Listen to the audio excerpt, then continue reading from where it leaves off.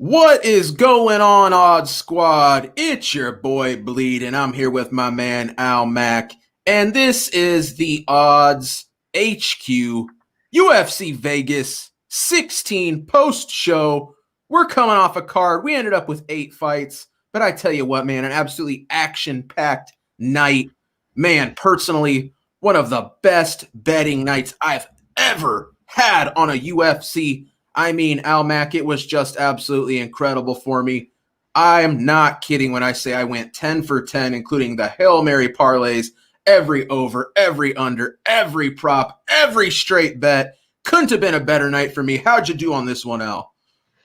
Yeah, I mean, I definitely didn't do as good as you did, but with only one underdog cashing on the whole card, which was Jake Collier, the first fight of the night, I still did pretty well. And usually someone who chases dogs, I still was able to make some money on this one. But again, we'll get into it. The main event got me a little bit, but yeah, we'll dive into it and we'll talk about that. Absolutely, man. Well, hey, tell you what, I'm not going to pat myself on the back too much, but I got to pat dang near everybody on the Odd Squad, from my man Clint to MMA Lock of the Night to Cody Saftik to Guru to everybody on the Friday show and everybody throughout the week. If you're not following Odds HQ and odds.com, man, you really missed out this week. Me and my guys, we just crushed it. Let's hope we can finish out 2020, but we got a card to talk about here, man. First fight of the night. Kicking off the main event, Jordan Leavitt with the KO. And when I say KO, I mean KOing Matt Wiman 22 seconds into the first round with the slam. My goodness, Jordan Leavitt, a guy who was only 7-0, coming in here against a very wily veteran in Matt Wiman. Jordan Leavitt had never had a KO in his career, gets it with a slam, only the 12th KO slam we've ever had in 27, almost 28 years of the existence of the UFC. Absolutely phenomenal technique, phenomenal performance by Jordan Leavitt. What'd you think of that one, Al? It was just so interesting because, like we were talking about before we started, Jordan Leavitt was 10-1 to win by TKO or KO, but he was plus 105 to win inside the distance and minus 400 to win on the money line.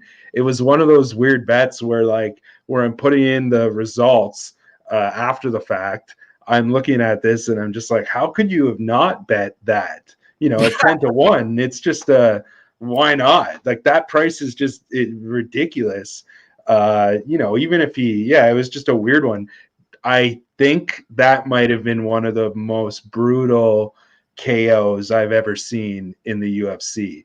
Just it wasn't like one of those like cool combative KOs where someone like in the heat of the fight. It was just one of those things where someone was so outmatched that he slammed them like a wrestler from 1992 slamming a guy that he had a beef with. Like, it was dirty. It was ugly. It was Jordan Leavitt, though. Hopefully, the sky's the limit for him. Yeah, well, I tell you what, man, that was officially his UFC debut. We saw him on Contender Series, and he didn't mess around on Contender Series either. Went in there, found the sub. I want to say first round on Contender Series, looked really good. And that's what this guy does. I think a lot of people were thinking Jordan Leavitt by sub, Jordan Leavitt by decision. He is a submission specialist, right? And the thing is, with Matt Wiman, we've seen him go up against some really good grapplers lately, and none of them were able to finish him. So I think a lot of people were probably on Leavitt by decision in this one. Man, he throws that whole narrative right out the window. 20 seconds into the fight, just bounces Matt Wiman's head off the canvas. Like you said, man, it did. It looked like something from the WWF in the early 90s. Yeah. Game over. Matt Wiman, first off, it took him at least 5-10 minutes to even clear the cobwebs, and I think even recognize where he was, what year it was, who the people around him were, how to speak the English language. But sure enough, he seemed by the time they were taking him out of the cage to have realized, wow, I got slammed. I'm not even sure he remembers making the walk. I know he doesn't remember the fight, but yeah, man. So Leavitt, shoots in, does what he's going to do. Looks like he's going to take the fight to the ground. Wiman kind of gets up on him. Leavitt picks him up off the ground. You can hear Leavitt's corner talking to him, saying, hey, bring him over here, with no crowd. Why not bring the guy right over, get in front of your corner so you can get coached up in the position, right? Instead, he ends up moving that arm, posting, just terrible reaction by Wiman. Leavitt, beautiful technique, and honestly, something we need to see from more people. Why we don't see people put that arm right there, make it so your opponent's going to eat this slam entirely with their cranium. Here's my theory, right? We don't see this happen a lot because it's not something you can practice. If you're practicing this, you're knocking out your training partners every day in the gym. Yeah. You know what I mean? Yeah. So it's one of those things I'd love to see people incorporate more. I think it's one of those things that people are going to pick up on and go, wow, he made that look very easy. Yeah, let's try this out. You know what I mean? What do you think? Are we going to see some more Monkey King slams? I guess let's give him his props. Maybe he deserves a special move, a special name here for this. It just seemed like I was telling you on Twitter before we started how it seemed like it was one of those moves where like it was like something that a wrestler would do to a guy like as a shoot to actually hurt him, because you got a guy up in a spot because he's letting you pick him up, like in one of those things, but then you just grab his arm so that you can't brace yourself and slam the guy like you're whipping their head against the ground. And that was just like it was like Bret Hart on Shawn Michaels in 1993. It was great. It was great, but also brutal, and just like it's why we love the sport. Like it was, and Dominic Cruz was just horrified. It was just great. It was a great way to kick off the card. Absolutely, man. Who doesn't love an old school slam KO? Well, we've spent at least 10 times longer talking about the fight than the fight actually lasted. We should probably move on here. Second fight of the night, Roman Dolidze wins by just an absolutely baffling split decision to John Allan. The right man won the fight, but oh my goodness. Unfortunately, the man that we're going to end up probably talking about the most isn't the winner of the fight, isn't the loser of this fight. It's yet again Judge Chris Lee rears his ugly, I'm going to have to say blind head, and gives us another horrifying, terrible, absolutely no possible way scorecard, and scores this fight 29-28 John Allan. Personally, I saw it 30-27 Roman Dolidze, 29-28 Dolidze at the absolute worst, and even that I felt like was a bit of a reach. I think a lot of people thought Roman Dolidze would probably get this done in this spot. It's actually the first fight he's ever gone to a decision. He also goes from 7-0 to 8-0 undefeated. What'd you think of this one, Al? Yeah, it's one of Dolidze has that style of wrestling where he's almost like he's equivalent to like a striker that has his hands down. Like he almost at some points just like lays on his opponent without like actually moving forward. And then he just has a really weird style that I don't think the judges like. But I mean, I'm not going to say that there was no way at all that Allan won that fight. And for a split decision, that's insanity. Dolidze cashed at plus 545 to win by decision, and he was minus 180 on the money line. So that just goes to show you, just there alone, he was expected to win this fight inside the distance. And that was a terrible decision. But it's funny because I feel like if that happened on a more higher profile card, we'd be talking about that all night. But it just got like brushed away, and we were like, all right, let's move on. Like no one really cared. Yeah, well, I tell you what, if one more judge would have got it wrong and it was a 29-28 Allan, oh my goodness, that's all we would be hearing about. Dolidze was one of these guys that was heavily parlayed, and we got scared, but Dolidze ends up getting it done. I tell you what, man, Dolidze, I'm not sure if he's the guy we think he is. He seemed very limited, not looking to be the most well-rounded guy, just a big, strong dude, good wrestling, a little bit questionable fight IQ, that he repeatedly went for those leg locks, which don't get me wrong, early on, I honestly thought he was going to get that leg lock. I thought he was going to get this fight won by submission, which I think a lot of people were on the submission prop. And you look early in his career, he won like his first 2 or 3 professional fights by leg lock. So it looks like he's going to the well with the old trick. Ended up not getting it. John Allan, Brazilian, he's got the jiu-jitsu in his back pocket. He knew how to defend that. Looked like it was getting pretty tight, but he gets out. Would have rather seen Dolidze, go to the ground and use that ground and pound, man. You know what I mean? Yeah. Early on, he had Allan hurt. Turns out it was from a clash of heads. So, I guess good on Allan to survive. But, man, I felt like Dolidze had this fight in a couple spots where he probably could have ended it and, just didn't really make the right decisions. And, my goodness, did it almost cost him. But I think it's not even a question. I don't need to think. The right man won the fight, albeit Chris Lee. My goodness, we've got to do something. We've got to step in.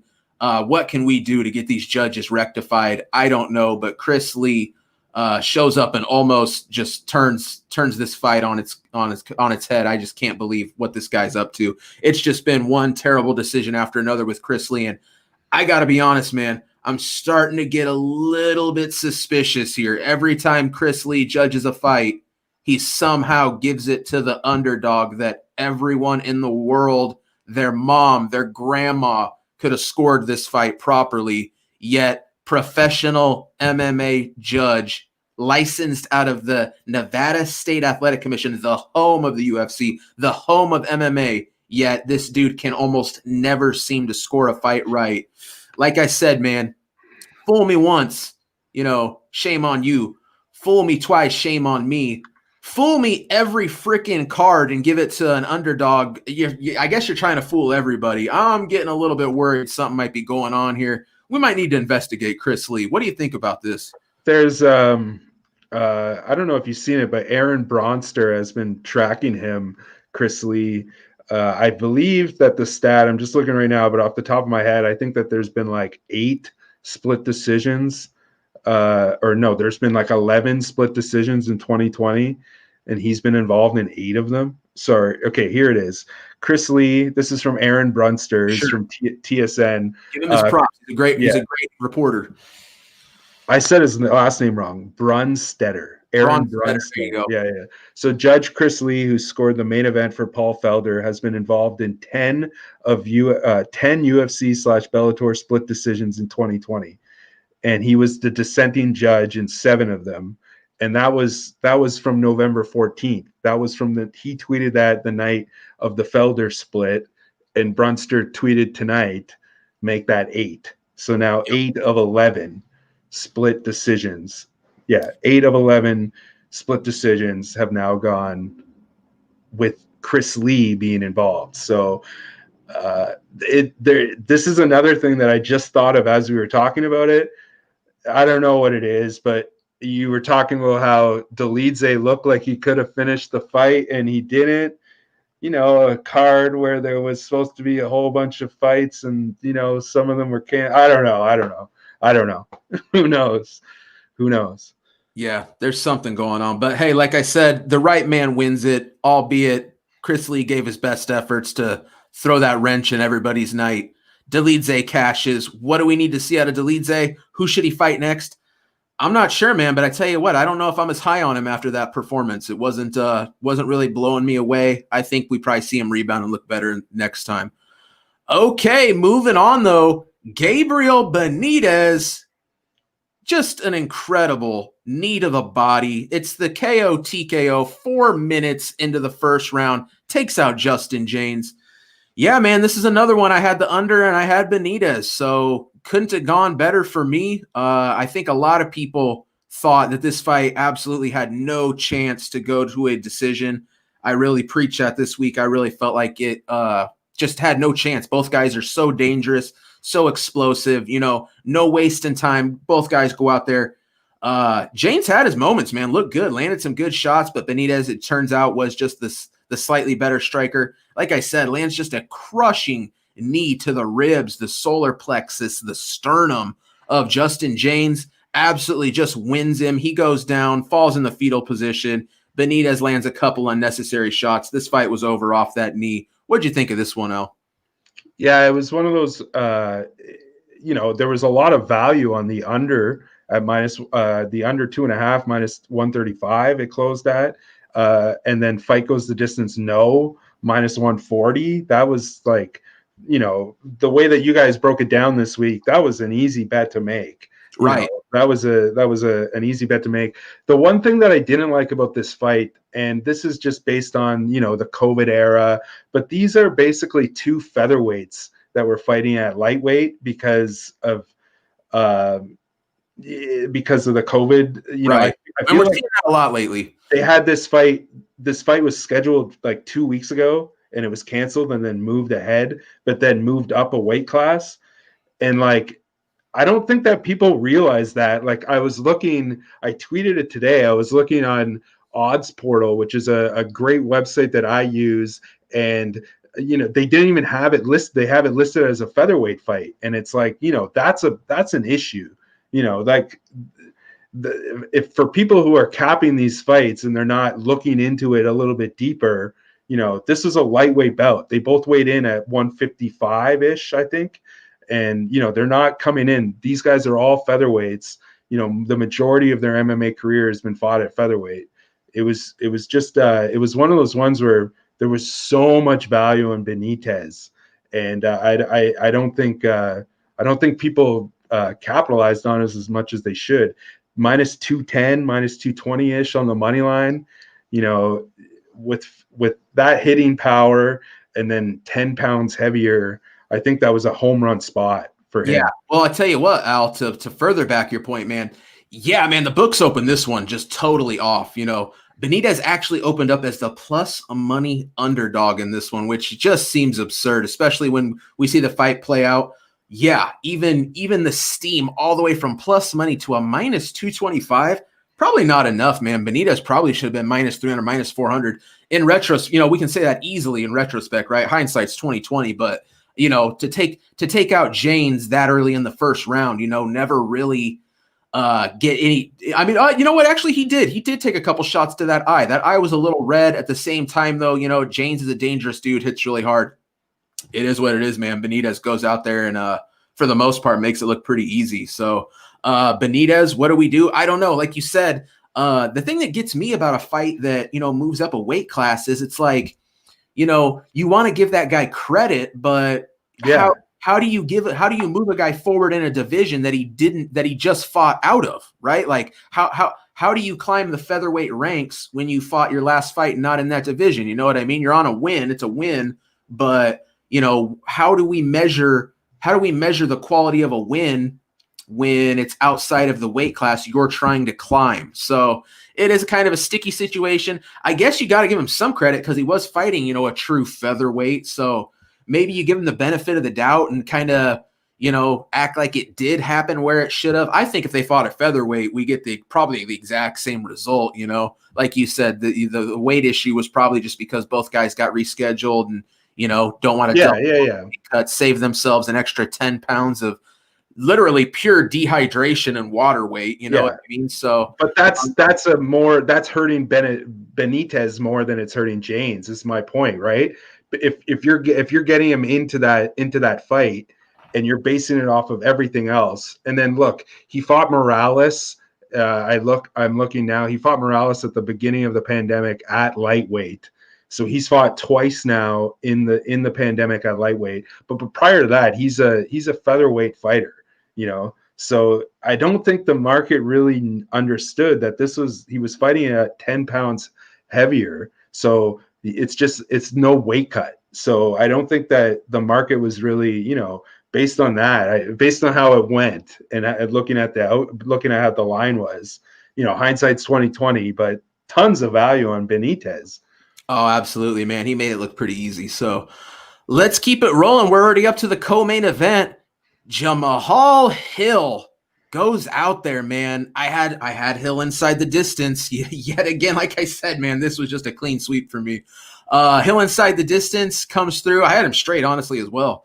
But man, phenomenal performance from Hill. Goes out there, knocks out Ovince St. Preux. I can't say knocked out. It was a TKO. Ovince was still there, but my goodness, he was done. The fight was over. The ref jumps in, saves OSP from taking, even more unnecessary damage. Hill was, really tuning him up when this fight ended. And honestly, Ovince was probably 1 or 2 punches from being, clock clean KO'd. You know what I mean? So another guy, how weird is this, man? This is our third guy who specifically moves from 7-0 to 8-0 on this main card. How weird is that? But man, maintains the perfect undefeated record. Jamahal Hill, 8-0, even gets the tweet from John Jones saying, whoa, look out for this guy. Man, that's exactly what you want. Great young prospect, goes out there, beats the super experienced veteran. And I tell you what, I think OSP, Ovince St. Preux, is a very, very popular underdog play this week. The fight played out fairly close. Ovince St. Preux had some really good early leg kicks that you can tell started to affect Hill. Hill, just muscled through, toughened up, didn't, kind of recovered. I think you could tell when those leg kicks were starting to take effect, wasn't quite so out there leaving that front leg out, got a little more square in the stance. Didn't matter, though, got in his work, put the heavy hands on OSP, takes him out midway through the second round. What do we got here in this kid Hill? I don't know, man, but if he can shore up that takedown defense, keep climbing the ranks, we might have a real prospect here. What'd you think of this one, Al? Yeah, this is my favorite play of the night. Hill inside the distance. I feel that, Ovince St. Preux is kind of an MMA darling where, people who don't really know the sport see his name and they just automatically bet him, throw him in parlays if he's a favorite, bet on him if he's an underdog type thing. And it was just one of those things, the bad weight cut, coming in at 9 o'clock, not even trying to make weight.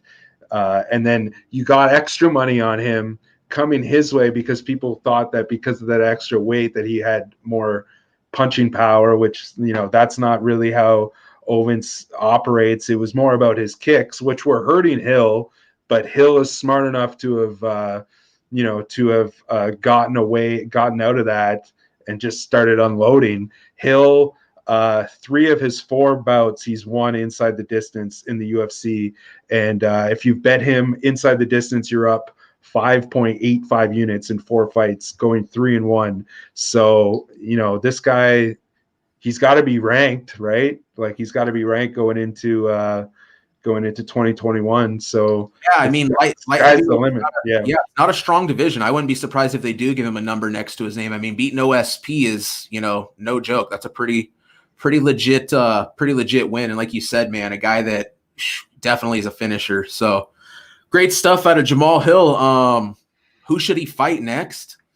I don't know, man. If OSP wasn't ranked, let's definitely get him a fight against somebody that's ranked. You know what I'm saying? So Chimaev. Phenomenal. Ooh, who? Chimaev.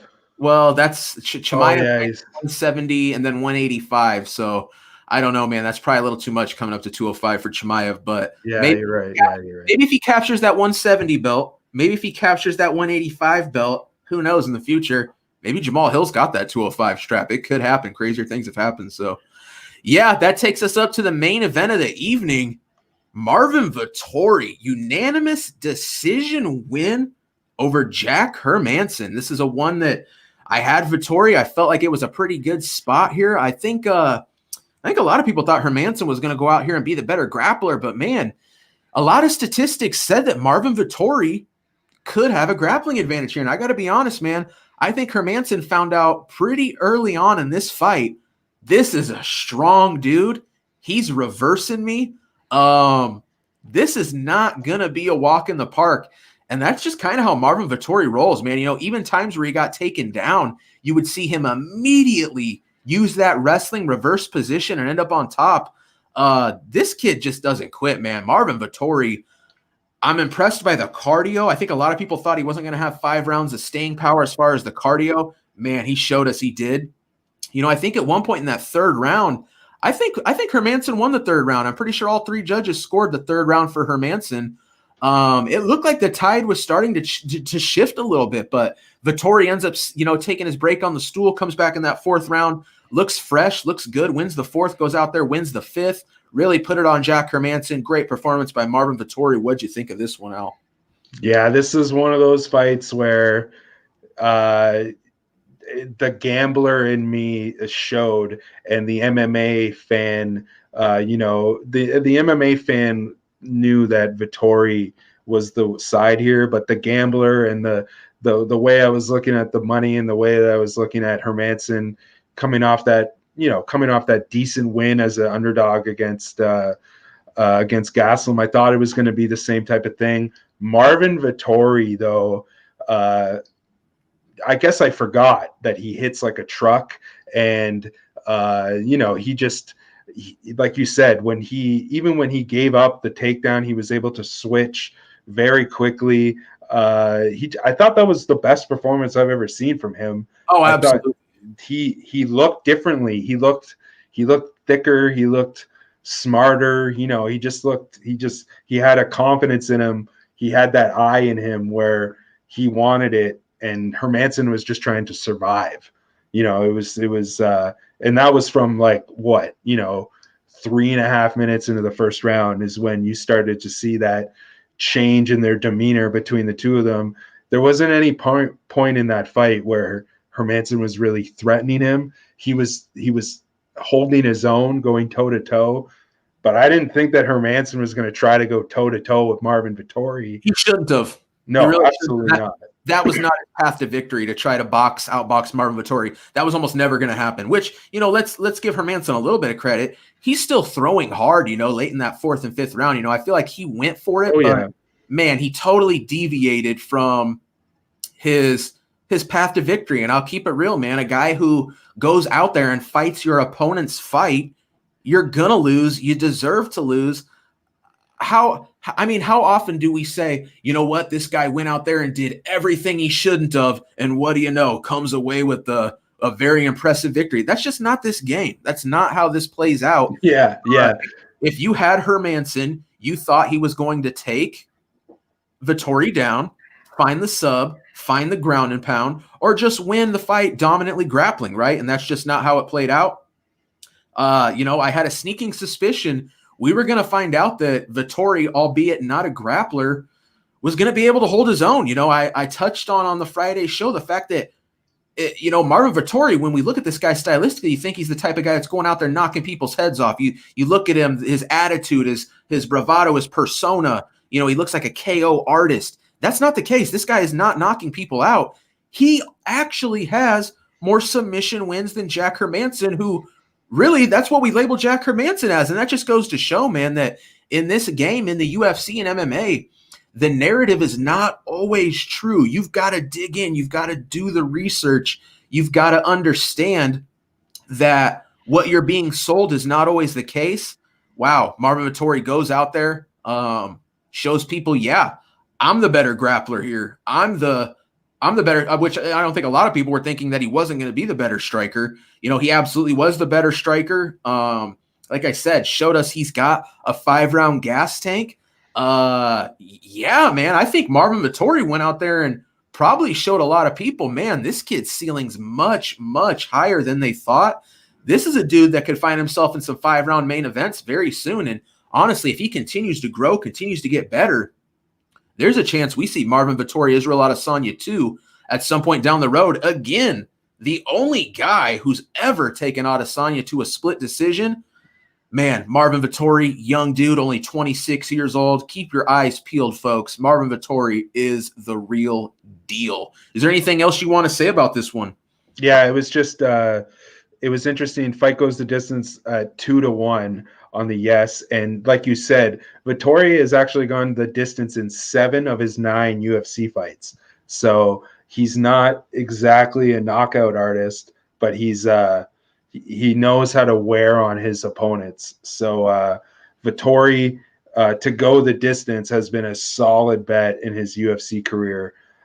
Yeah, you know, as someone who was betting against Vettori in this fight, I was awfully impressed. And I've said it 1,000 times on this show. It was one of those fights where as soon as the bell rang, I was like, I'm going to lose. Like you could tell, you could just tell the body language, the fight IQ, the way both the game plan, it was just Vettori's got this, you know, it was simple.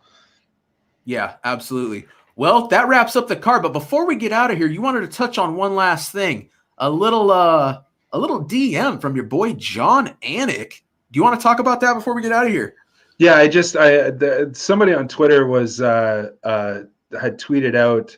They were just commenting on the the difference between the way that the production was back in the day in the Rogan and the Goldberg era, and the difference between then and now. And I tweeted that that's awesome, but I could do without the big bet alert. The big bet alert. The parlay alert that they gave out at the last event, UFC 255, and I said, I could do without that. It was one of those things where there was. Do you remember how ridiculous it was? It was like an 8-fighter parlay.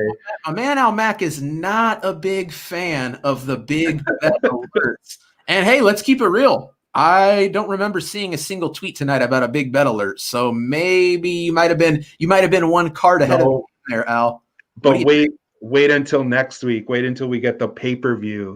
Good point. It will be back. We'll be back, and we'll see some person with a severe problematic gambling problem will have lost a really large amount of money on a bet that they shouldn't have made, and we'll all be like, cool, that's entertainment. And